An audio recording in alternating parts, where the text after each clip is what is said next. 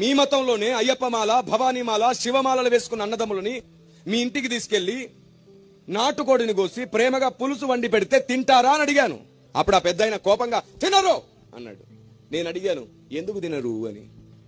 భారతదేశంలో పుట్టి ఆ మాత్రం తెలీదా నీకు అని గద్దించాడు. నేను అడిగాను నాకు తెలుసు, తెలియనిదేవైనా ఉంటే చెబుతారని అడుగుతున్నాను, చెప్పండి అన్నాను. అప్పుడు ఆ పెద్దాయన ఇలా అన్నాడు, ఎవరైనా నిష్టలో ఉంటే, దీక్షలో ఉంటే తినకూడనివి కొన్ని ఉంటాయి. నేనన్నాను మరి తినకూడని ఎవరైనా పెడితే పెట్టిన వాడికి వాడి పిల్లలకు శాపం. మళ్ళీ నేను అన్నాను ఒకవేళ తింటే తిన్నవాడి దీక్ష పాడైపోతుంది. అప్పుడు అన్నాను నేను పెడితేనేమో శాపం వస్తుంది, తింటేనేమో దీక్ష పాడవుతుంది అంటున్నావు.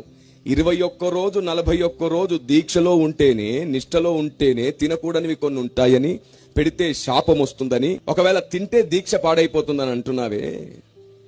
మరి క్రైస్తవుడు బాప్తిసం ద్వారా జీవితకాలం నిష్టలో, దీక్షలో బతుకుతున్నాడు. మేము కూడా తినకూడనివి 2 ఉన్నాయి.